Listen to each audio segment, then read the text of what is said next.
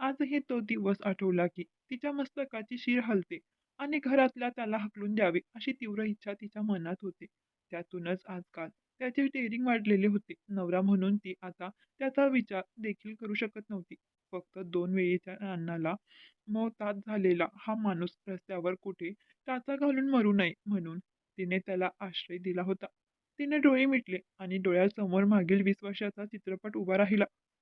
ज्या काळात लोकांना कॅम्प्युटरमधला सी देखील माहीत नव्हता, त्या काळात तो कॅम्प्युटर इंजिनियर झाला आणि त्याने स्वतःची सरकार मान्य संस्था उघडली व तिने त्याच्याकडे कॅम्प्युटर क्लासेससाठी ॲडमिशन घेतले. तेव्हा तिने नुकतेच वयाचे 16 ओलांडले होते. तरुणाच्या उंबरठ्यावर नुकतेच पाऊल टाकलेले होते. सरळ कोमल भावना आताशी कुठे तिच्या मनात उमलू लागल्या होत्या. 16वं वर्ष धोक्याचं अशी तिची परिस्थिती होती आणि हीच त्यांची पहिली ओळख तिच्या मनात एक ठसा उमटवून गेली. तिलाही तो प्रथमदर्शनी आवडलेला होता. उंचपुरा, धिप्पाड, काळा-सावळा तरुण तिच्या हृदयात घर करून गेला. तिचं वयच होतं प्रेमात पडायचं. हळूहळू दोघेजण एकमेकांकडे चांगलेच आकृष्ट झाले. हिंडू फिरू लागले. नाटक सिनेमाला जाऊ लागले. हॉटेलिंग करू लागले. ते आता मालकीणीच्या चौऱ्यात इन्स्टिट्यूटमध्ये वावरू लागली आणि यांचा प्रकरण घरच्यांच्या कानावर गेला. दोघांच्या घरून देखील परवानगी मिळणे शक्य नव्हतं. जाती धर्माचा मोठा अडसर होता. ती हिंदू होती आणि तो ख्रिश्चन होता. त्याचं नाव पीटर अल्मेडा तर तिचं नाव नंदिनी. घरची जेमतेम परिस्थिती असल्याने तिला 10वीच्या शिक्षणानंतर कॅम्प्युटर कोर्सला घातले. घरात तिचं मोठी असल्याने एखाद्या वर्षाचा कॅम्प्युटर कोर्स केला की हिला नोकरी लागेल व घरच्यांना मदत होईल या हिशोबाने तिला पाठवली होती. पण ती शिक्षण सोडून नको ते उद्योगधंदे करत होती. घरच्यांच्या हे लक्षात आल्यावर त्यांनी तिला ट्रेनिंगमधून काढून घरात बसवलं. पण ते म्हणतात ना, क्रिया तशी प्रतिक्रिया. त्याप्रमाणे जेवढा घरातून विरोध झाला, तेवढी यांनी जास्तच बंडखोरी केली व पळून जाऊन लग्न केले. तेव्हा तिचे वय 18 देखील पूर्ण नव्हते. ज्या वयात शिक्षण घ्यायचे, करिअर करायचे, त्या वयात ती लग्नाच्या बंधनात अडकली. त्यासाठी तिने आपले घरदार, जात धर्म, आई बाप सारं काही सोडलं. ब्राह्मण संस्कारात वाढलेली मुलगी आता ख्रिश्चन झाली. त्यांचे संस्कार पाळू लागली. दर रविवारी चर्चला जाऊ लागली. आई बापांनी तिचं नाव आणि राहतं गाव दोन्हीही सोडले. तिला तिच्या नशिबाच्या हवाली करून ते मोकळे झाले. पाठीमागे एक बहीण होती. हिच्यामुळे तिच्या शिक्षणात किंवा लग्नात त्यांना बाधा नको होती. पीटरच घरातील करता धरता असल्यामुळे त्याच्या घरी एक्सेप्ट करण्याशिवाय दुसरा काही पर्याय नव्हता. विधवा आई, एक लग्न झालेली बहीण व 2 छोटे भाऊ असा त्याचा परिवार होता. लग्न झालेल्या बहिणीचा नवरा बाहेरगावी असल्यामुळे ती माहेरीच राहत होती. सुरुवातीला त्या मायलेकींनी तिला भरपूर त्रास देण्याचा प्रयत्न केला, परंतु हळूहळू तिच्या गोड वागण्याने त्यांचा विरोध मावळला. नंदिनीची ती आता रीटा अल्मेडा झाली होती. काल पुढे सरकत गेला. त्यांना 2 मुले देखील झाली. तिने हट्टाने मुलीचे नाव गार्गी ठेवले. मुलाचे नाव मात्र त्यांच्या पद्धतीने अल्विन ठेवले. हिंदू धर्माचे काही संस्कार ती पुन्हा पाळू लागली. नाही म्हटलं तरी पूर्वी आयुष्यभर गणपती बाप्पाला जाता येता हात जोडण्याची सवय होती ती काही केल्या जाईना. लग्नाला 5 वर्षे झाली. ती त्यांच्यात सारखे सारखे विरघळत गेली. संसारिक तर ती होतीच. माहेरी जेमतेम परिस्थिती असल्याने बचत करण्याची सवय होती. त्यामुळे ती पाठीमागे पैसा टाकू लागली. खूप दिवस झाले घरात गणपती आणण्याची इच्छा होती. नवऱ्याला पटवून तिने घरी गणपती देखील बसवला. कुरकुरत का होईना सासू आणि नंदेने परवानगी दिली. 5 दिवस तिने मोठ्या आनंदात घालवले. मनाला थोडी शांती वाटली. ती तेवढ्यातच भक्तिभावाने चर्चमध्ये देखील जात असे. मात्र आताशा तिला पीटरसाठी वेळ देता येत नव्हता. ती आपली घरकाम आणि मुलांचे संगोपन यातच तिचा वेळ जात होता. पीटर देखील थोडे अंतर राखूनच राहू लागला. सतत तक्रारीचा व नाराजीचा सूर लावू लागला. दोन्ही मुलांच्या संगोपनात आणि घरकामात ती थकून जात असे.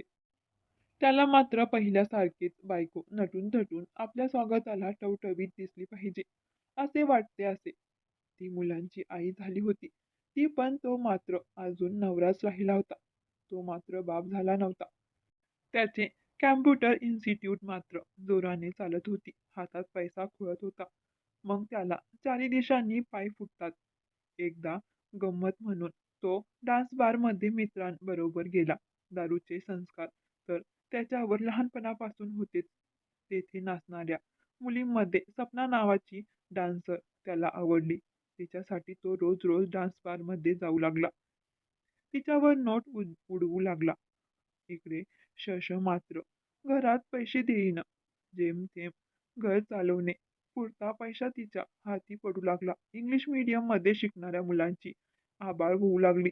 ही सपना बांगलादेशी मुस्लिम होती. ती या महानगरीच्या उपनगरात आपले पोट भरण्यासाठी आली. अशा हजारो बांगलादेशी मुस्लिम मुली मुंबईत सपना, बीना, मीना इत्यादी नावाने वावरत असत. तिने पण हा आपल्यावर लट्टू आहे ते ओळखले व त्याला चांगली सेवा देत राहिली. दोघे जण आधेमध्ये नाईट आऊटला पण जाऊ लागले. आता त्याला सपना पुढे बायको म्हणजे सुरमई मच्छी पुढे वरण भात वाढू लागली. तो सतत मनात दोघींची तुलना करू लागला. हळूहळू त्याचं ते लफडं देखील घरात माहिती झालं. त्यावरून नवरा बायकोचे सतत खटके उडू लागले. एक दिवस त्याने तिच्यावर हात देखील टाकला. त्यावेळी तिला आई-वडिलांचे बोल आठवले. पण आता वेळ निघून गेली होती. त्या दिवशीच्या मारपिटीनंतर तो सरळ सपनाच्या घरी जाऊन राहू लागला. बायकोकडे त्याने पूर्ण पाठ फिरवली. सपनाच्या घरात देखील सगळ्या बायकांचा भरणा होता. एक आई व पाठच्या 3 बहिणी यांचे पोट ती एकटी डान्स बारवर भरत होती. तिला पण घरात एक पुरुषाची गरज होती. संरक्षणाच्या निमित्ताने घरात सुसूत्रता आणण्याच्या निमित्ताने एका मोहरक्याची तिला गरज होती. आता तो कॅम्प्युटर इन्स्टिट्यूटमधून मिळणारा सगळा पैसा सपनाच्या घरी आणून टाकत होता. इकडे मुलगा घरी देखील येत नाही व पैसा देखील देत नाही. या कारणाने तिचा भरपूर उधार होत होता. वर घरात गणपती बसवला म्हणूनच असे झाले, म्हणून तुला नवरा सोडून गेला असे देखील त्यांनी तिला सांगितले. शेवटी एक दिवस तिला घराच्या बाहेर काढले. नंदेला बाहेरगावावरून नवऱ्याचा पैसा येत होता. आजपर्यंत तिने स्वतःचा एक पैसा देखील या घरात खर्च केला नव्हता.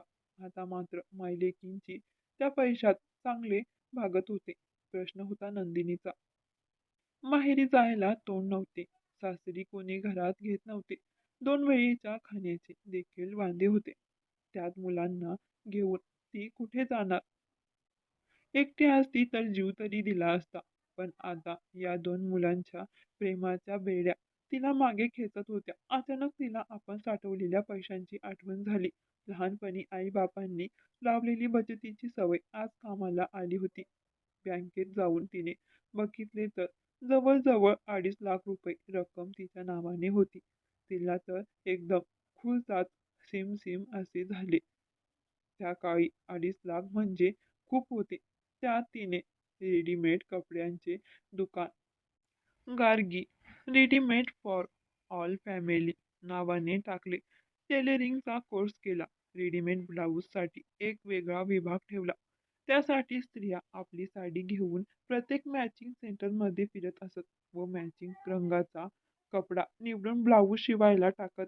तेव्हा तिने आरशेवाले, गोंडेवाले रेडीमेड ब्लाऊज शिवून विकायला सुरुवात केली.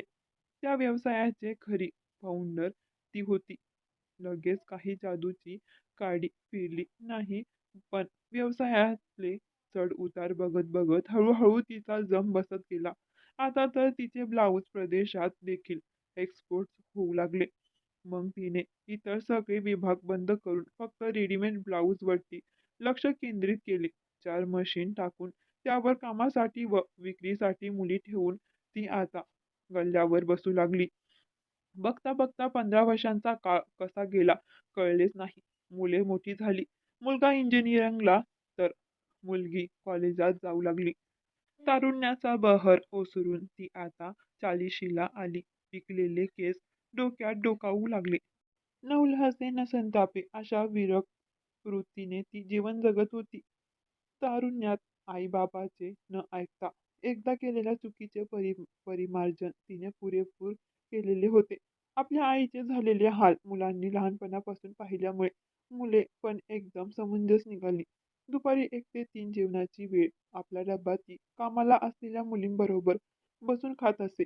मी, मालकीण व त्या कामवाल्या मुली असा भेदभाव कधी केला नव्हता. त्या दिवशी ती तशीच सर्वांसोबत जेवायला बसली असताना पहिला घास तोंडात घालणार तोच, "मॅडम जी, आपको कोई मिलने आया है. लगता तो भिखारी जैसा है, पर आपको नाम से पूछ रहा है. इसके लिए आपको बुलाने आया." दारावरचा सिक्युरिटी मोठ्या आजीजीने बोलत होता. तिने बाहेर येऊन बघितले तर खरोखरी दाढी वाढलेला, अत्यंत खुश झालेला उंच माणूस तिच्या दारात उभा होता. तिच्या चेहऱ्यावरील प्रश्नचिन्ह पाहून, "मला ओळखलं नाहीस नंदू?" तिच्या लाडक्या नावाने त्याने हाक मारली. तिला नंदू या नावाने फक्त 3च माणसे हाक मारत असत. एक तिचे आई-वडील आणि दुसरा तिचा नवरा. निव्वळ त्याच्या आवाजावरून तिने त्याला ओळखला. त्या अवस्थेत पाहून तिला धक्काच बसला. सगळ्या जुन्या आठवणी क्षणभर उफाळून आल्या. याच माणसावर कधी काळी तिने जीवपाड प्रेम केलं होतं. त्याच्यासाठी आई-बापाची, जातीची, धर्माची सगळी बंधने तोडून त्याच्यापाशी आली होती आणि त्याने तिचा विश्वासघात केला होता. त्याच्यावर अशी परिस्थिती आल्यावर निर्लज्जपणे तिच्या दारात उभा होता. गेल्या 15 वर्षात ती मेली किंवा जगली, मेली कुठे आहेत, कशी आहेत, काय करतात याची साधी त्यांनी चौकशी देखील केली नव्हती. तिला त्याची घृणा आली. ती पाठ फिरवणार तोच, "प्लीज नंदू, माझ्याकडे पाठ फिरू नको. जगाने मला ठोकरले तरी तू माझ्यावरती प्रेम केले होतेस. तू माझी लग्नाची बायको आहेस." तो तिला प्रेमाचा व लग्नाचा वास्ता देऊ लागला. "तुला आता माझी आठवण आली का?" असे म्हणून ती पाठ फिरवून चालू लागली तर हा तिच्या पायावरच पडला आणि क्षमा मागू लागला. शेवटी स्त्रीची जात लगेच पाचर फुटतो. शिवाय लोकांना तमाशा नको म्हणून तिने त्याला सिक्युरिटी बरोबर घरी पाठवले. तिथे न्हावी बोलवून दाढी केस कापून घ्यायला सांगितले. घरातील नोकरांकडून आंघोळ घालून घेतली. चांगले कपडे घातले.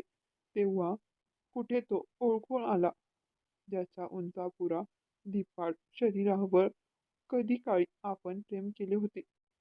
तो हा नव्हता. याला HIV ची लागण झालेली होती. आजकाल टीव्ही पाहून व यूट्यूबवर सर्वांनाच याचे ज्ञात असते. तिला सोडून गेल्यानंतर 15 वर्षाचा आढावा त्याने खालील प्रमाणे दिला.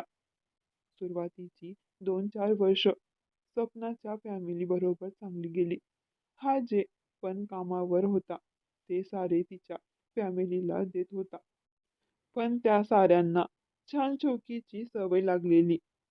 चांगले ब्रँडेड कपडे, हॉटेलिंग, रोजच्या रोज फिरायला बाहेर पडणे, दागिने, गुटखा, दारू हे सारे शौक त्या फॅमिलीला होते. त्यांना फक्त 2 वेळेचे जेवण, कपडा-लत्ता, डोक्यावर छप्पर एवढेच पुरेसे नव्हते. सपना परत बारमध्ये जाऊ लागली. रोज रोज नव्या गिऱ्हाईकांबरोबर नाईट आऊट जाऊ लागली. याला कोणी घरात किंमत देईना. त्याच्या अनियमिततेमुळे त्याची इन्स्टिट्यूट चालेना. एक तर बाजारात नव्या नव्या संस्था उदयास आल्या. ह्याचे कॉम्प्युटर्स आता जुन्या व्हर्जनचे झाले. त्यामुळे कोणी याच्याकडे फिरकेना. शिवाय हा घरदार सोडून बारवालीकडे राहतो ही गोष्ट काही लपलेली नव्हती. जरी कोणी तोंडावर बोललेले नसेल तरी धंद्यावर परिणाम झालाच. एक तर याचे पहिले आपल्याच विद्यार्थिनीशी लव्ह मॅरेज व आता बारवालीचे प्रकरण. त्यामुळे आपल्या मुली कोणी तेथे शिक्षणासाठी पाठवेना. शेवटी त्याने जागेसकट संस्था विकली. तो पैसा देखील सपनाच्या फॅमिलीत घातला. सपनाच्या वागण्याने आता त्याला डिप्रेशन आले. तो दिवस रात्र दारूत बुडून जात होता. आधेमध्ये कुठल्या तरी इन्स्टिट्यूटमध्ये त्याला तासांवर लेक्चरचे काम मिळे. ते नाही मिळाले. कॉम्प्युटर दुरुस्ती पण करीत असे. त्या बाबतीत तो हुशार होता. स्वतःच्या पोटापुरता तो पैसा मिळवू लागला. शेवटी 5-6 वर्षांनी त्यांनी त्याला हकलावून दिले. "मी काही तुझी लग्नाची बायको नाही. तुला पोसायची माझी जबाबदारी नाही असे त्याला स्वप्नाने सांगितले व बाहेरचा रस्ता दाखवला. त्या काळातला कॅम्प्युटर इंजिनियर बाई व बाटलीचा नांदाने पार रस्त्यावर आला. स्टेशनवर हमाली करू लागला. रस्त्यावर बिगाऱ्याची कामे करू लागला. 4 दिवस कमवायचे आणि 4 दिवस मग दारू टोचून कोणत्या तरी बाईकडे पडायचे. हा त्याचा नित्यक्रम झाला. त्यातच त्याला कधीतरी ॲड्स लागला. आता त्याला कोणीच विचारीना, कोणी कामावर पण घेईना. तो फिरून फिरून स्वप्नाच्या दारात गेला. ती एका शेख बरोबर दुबईला गेली होती. तिच्या दोन्ही बहिणी डान्स बारमध्ये काम करत होत्या. ज्या पोरींना तो स्वप्नाच्या बहिणी म्हणून फिरायला नेई, त्याचे लाड करत असे. त्यांना भारी भारी कपडे घेऊन देत असे. त्या आता त्याला ओळख देखील देत नव्हत्या. शेवटी तो रस्त्यावर भीक मागू लागला. सहज दुकानाचे नाव गार्गी बघून त्याने तिथे नंदू आहे का म्हणून विचारले आणि अंधारात मारलेला नेम बरोबर लागला. खरोखरी त्याची नंदू त्याचे पुढे उभी होती. तिने त्याला घरी नेले खरे, पण त्याला स्पष्टपणे सांगितले, 2 वेळचे जेवण, डोक्यावर छप्पर आणि वेळेला औषध पाणी याशिवाय तुला काही मिळणार नाही. मी तुझी बायको नाही किंवा ही मुले तुझी नाहीत. तू कोणताही नातेसंबंध दाखवायचा नाही. हॉलशिवाय घरात कुठेही डोकवायचे नाही.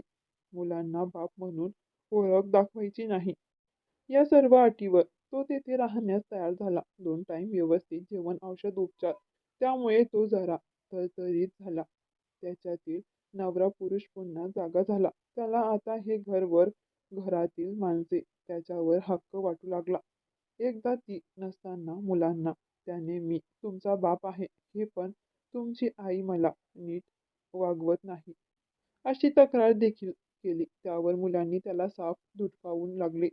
आमच्या लहानपणापासून आमची आई आमच्यासाठी आई आणि बाप अशा दोन्ही भूमिका निभावत आहे. आम्हाला वडील नाहीत.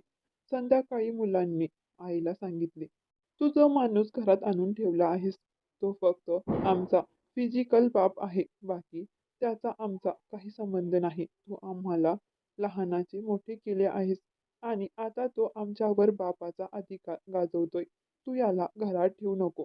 काय करावे तिला मोठा पेच पडला. मुलांना दुखावता येईना व नवऱ्याला हकलून देता येईना. असेच काही दिवस गेले. आज दुकानाला सुट्टी होती. मुले पण दोघे पिकनिकला गेली होती. ती घरात एक मेड व ती अशा 2 जणी होत्या. ताई, तुम्ही घरात नसताना हा माणूस माझ्या अंगचटीला येतो. एक धक्का दिला तर खाली पडेल, पण मी तुमच्याकडे बघून त्याला मारत नाही. पण जर जास्त झाले तर मी काम सोडून जाईन. ही गोष्ट पण तिने कानाआड केली. आता म्हातारपणी कुठे याला भीक मागायला लावू म्हणून ती गप्प होती. तिच्या गप्प बसण्याचा फायदा त्याने घेतला. तिची झोप लागलेली असताना तो हळूच बेडरूम मध्ये शिरला व आतून कडी लावली व तिच्या अंगाशी झोंबू लागला. तिला त्याचे किळस आले. तिचे डोकेच फिरले एखाद्या जुळल्यासारखे. तिने त्याला ढकलून दिले. मी तुझा नवरा आहे. तू माझी हक्काची बायको आहेस. माझी इच्छा तू पूर्ण केली पाहिजे. तिने सरळ बेडरूम मधील कपडे वाळत घालण्याची काठी उचलली व त्याला धोपटायला सुरुवात केली. तो पार निपचित पडल्यावर तिने हातातली काठी फेकली व दुःखाने, मानसिक ताणाने ती मोठ्याने रडू लागली. कसेबसे तिला तिच्या घरातील नोकराणीने समजावले व त्याला ओढत बाहेर आणले. दूर गोव्याकडे त्याचे एक छोटेसे खेडेगाव होते. तिथे एक नोकर ठेवून तिने त्याची व्यवस्था केली. मला तुमच्यात राहू द्या. मला माझ्या कुटुंबात मरू द्या. मी पुन्हा असे करणार नाही वगैरे भावनिक साथ त्याने घातली. पण ती चक्क पाठ करून उभी राहिली. कामगारांनी त्याला गाडीत कोंबले व गाडी गोव्याकडे रवाना झाली. 15 वर्षे दाबून ठेवलेल्या साऱ्या भावभावनांना तिच्या डोळ्यातून वाहत होत्या. पुन्हा एकदा तिच्या आयुष्यात येऊन तो वादळ निर्माण करून गेला. तर मैत्रिणींनो आणि मित्रांनो, तुम्हाला ही कथा कशी वाटली कमेंट बॉक्समध्ये नक्की कळवा. आणि आवडली असेल तर व्हिडिओला लाईक, शेअर आणि अशाच नवनवीन कथा रोज न चुकता ऐकण्याकरिता आमच्या चॅनलला सबस्क्राईब करायला विसरू नका. धन्यवाद.